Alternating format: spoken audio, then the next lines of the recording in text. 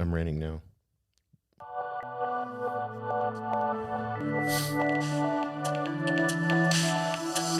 Welcome to TotalCast with your hosts, Alexander McKegg and Jason Yes, Rigby, we're the hosts. where humanity Thank you for steps introducing into the us. future and Who is this data lady? Defines the I don't path. I don't know. She's always been bring us in. Bringing us in. She's always bringing us in.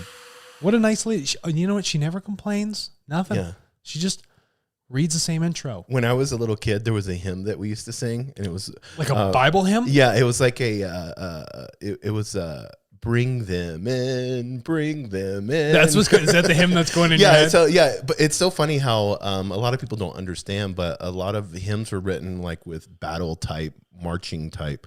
Dun, dun, dun, dun, dun, dun, dun, dun. They were probably perfect for the Crusades. Yes. And it probably even more perfect for the Children's Crusade.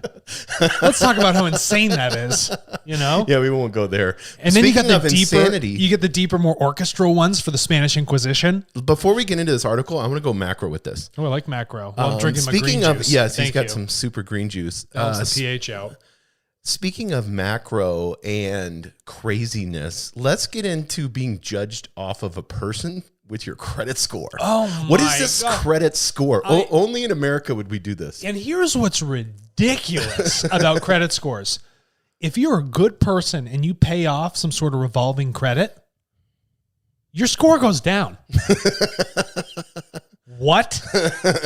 I don't understand their algorithm. It's designed Right. to keep people in a financial form of slavery, Yes. where it gives you this false sort of benefit where they're like, you need to take out more credit because it keeps pumping your score up. Yeah. Do you want to go buy a new car? Or you know what's the best thing Yeah. you can do is get into a mortgage. Yeah, you get into a mortgage, and the word mortgage is Latin. It means death grip. It's true. Look it up. Think twice about that. When you first told me that, I looked it up, and it's true. Yeah, no, of course it is. I'm not I gonna, had to fact check. You think I want to lie? There's no reason for me to lie. But the thought about this is that credit in general, the idea is that they want to have you in a revolving system of control. Mm-hmm. But here's the interesting part. You know, everybody wants to get their hands on credit. You know, 32% of the world that has the availability of data to actually get underwritten, they're trying to become a part of the system for some sort of financial gain by essentially efficiently leveraging their money in a debt to income ratio so that they can expand their lives and hopefully begin to pay back on that because they've taken out money, they've gotten credit, so that they can put it towards things that give them a gain so they can pay that credit off and then live a better lifestyle. But as you begin to pay those things off, the current credit score system says, oh, your score is going to drop. You're not, you're less worthy now. They want you to continue to open it up and stay inside of that credit system once you're in it. And they think that applying a score to it judges the person on the quality and the integrity of them paying back and them being truthful. But now what we're seeing is that there's a big change with big data. Is that people all over the globe that never had access to credit, they were essentially redlined from it. Only specific, socioeconomic groups could afford to have credit or allowed to get it. Now, with the data that we're creating, you can start to underwrite people on information that was albeit abstract before, but now because we're recording it, it can be analyzed and put into some sort of, actuary table to define what the risk of that person might be. Yeah, and of course, Experian, TransUnion, and Equifax, all three of them are going to make sure that they're compiling mass amounts of data on you to understand, to get that score or to, they're selling products and services too. They're selling a credit score. Yeah. That's what their job is. They're also selling data. Ratings. They're selling your data. People don't realize this. They're selling your data to third parties. Yeah, they sell credit ratings. These are the same guys that said, during the 2008, 2009 stock market crash, that the mortgage bonds were rated at whatever. Yes. You dopes, and anyway, just like any sort of credit scoring system it's really been, to put it lightly, just bullshit. Yes. It's been a bad system. Yes. It's prevented people from having certain forms of economic opportunity, and it's only left it out to a few. But now, through big data, they have the ability to taken a huge new body of inputs, data inputs, that will help indicate towards creditworthiness, and they can test and retest those inputs. So maybe they think the way someone drives a car is going to determine, how well they pay back on something. Well, I mean, it could be this way.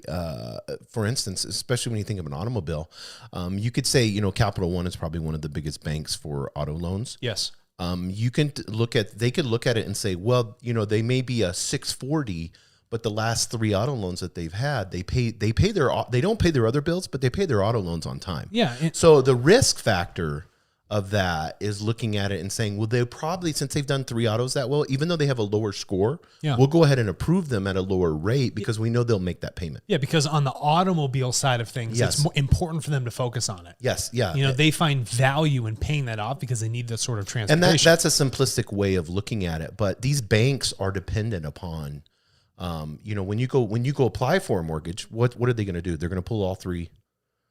They're going to pull from Experian, Equifax, and TransUnion. Yeah, because each one of them has a different way of defining the quality of you. And guess what? Oh, that sounds so bad. Never had any say in the matter. No. And so now when we look at the application of big data, it opens it up to all demographics, and how we analyze people starts to become a more full-bodied picture, more truthful picture of who they are. So let's say Experian came to you and said, hey, CEO Tartle, Experian wants to purchase data and we want to find a more truthful view of our consumer. What do you want to know? You want to ask them why they don't want to pay off their loans, or why they can't, or why they run into some sort of economic trouble? The way you rate things is going to be a lot different now. And we can offer you any sort of granularity on that data because you're the one creating that data packet, right? That is bespoke to Experian, that you're going to go then purchase from those people.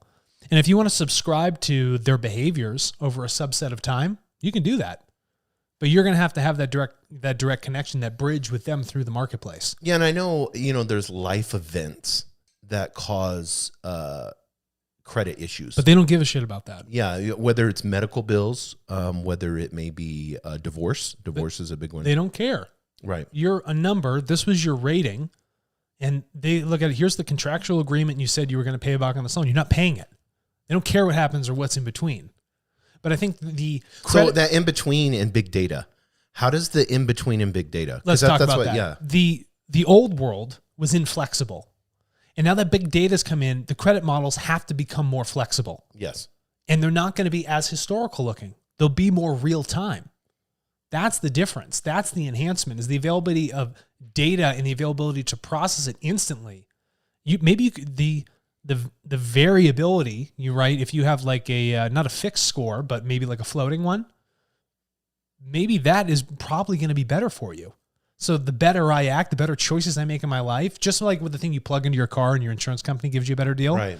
Maybe you're going to see that sort of variable creditworthiness happening with what you're doing on everything else.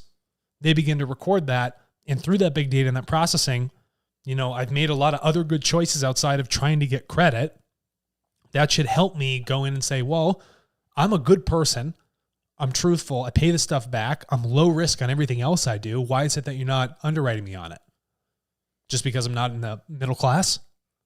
Yes. Right? That's kind of screwed up. So now we're opening it up to all those demographics. And when it became a FICO score that was based on, say, just for generalization, 5 separate points that are only, there that fits into a certain demographic. Now we've opened it up and we look at the ability to repay across many, many different factors. So whenever you look at, because I want to make sure I understand this. So whenever you look at big data, and we're looking at these 3 major companies, and so a bank is going to come to them and say, do you think the banks are solely relying on these 3? Yes. To make these decisions? And 100%. So thus, that's why all 3 of these companies are saying, let's get more granular with the data? Yeah, because they got a grip on things. And they also, when they put a score on something and that score is inaccurate, that's a knock against them. Yes. Like the bank will come back and be like, you told us all these people were at 720. Mm-hmm. But we've done our own analysis on their debt to income ratios. Right. They're in the 600s. Yes. What the heck? And so they want to prevent those things from happening. And they want to be even more granular so that they have a deeper assurance in their credit scores. These people live in a world of applying numbers to people and defining them by measurement of some linear scale, even when human beings are nonlinear. But that's the issue with credit. But credit is evolving, and big data will help credit evolve. It'll become more flexible. Now, as far as decentralizing, because we're seeing like, I just talked to somebody that... Well, here's the thing. You talk about decentralization. Why do we have to rely on 3 companies to define? Yes, exactly. If you decentralize the effort and we have even like a blockchain technology and this data is verified from everybody across the globe, there's no reason for them to say this is what our score is. Every time I interact, it's supported by a network, a global network of systems that say this person has done this. This is in fact the truth. Right. Then you've eliminated. You've eliminated the need for them. Yeah. And so then just us acting as human beings, interacting in this decentralized format naturally gives us our own rating. And China does this in a, how do I say this gently? We need to watch our people. Right. And how they interact. So from a surveillance state, right, they give social credit ratings on their the people that are in China, like, oh, this is a good person, this is a bad person. But if you expand that into decentralized, more unifying effort, there's no reason to have these 3, credit scores bureaus be like, oh, this is this, this is this, this is this. They're no longer really necessary, but they're trying to stay reliant because credit hasn't moved into a decentralized effort. It's still centralized across these 3 companies. Yeah, and it's so funny. You see all these, this is decentralized, you see all these crowdfunding. And you can see people literally going on there and getting millions of dollars based off of an idea that they put on a website with a video. Yeah. And so no bank would lend money to somebody that walks into the door and says, here's a 1-page summary and here's a video. It's too nebulous for a bank that, and banks are inflexible because they're burdened by certain banking laws. And as they should be. I mean, banks have, I don't want to get into it, it's too political, but the things that are more nebulous where there can be support and trust and a payback to the people that are investing in it happens better in a more decentralized format. Mm-hmm. And decentralization also spreads risk. It's shared risk across everything. So it's not like the 3 companies have to take the risk of rating people. And if they screw up, well, they're beholden to it. Well, all 3 of them experience data breaches. So, yeah, I mean, that alone right there, we think don't about have to, that. Yeah, we don't even we're going to get into that. Okay, we're going to be done. Yeah, we're going to shut that off. But point is, big data will make credit models more flexible. And as the data and the models become more decentralized, we're going to see greater benefit and economic opportunity for people that otherwise didn't have it. So it's positive, net positive. Net positive. Awesome.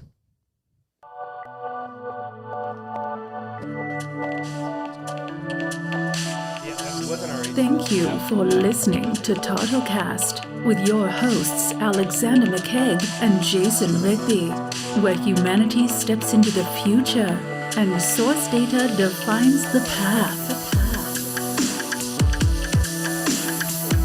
What's your data worth?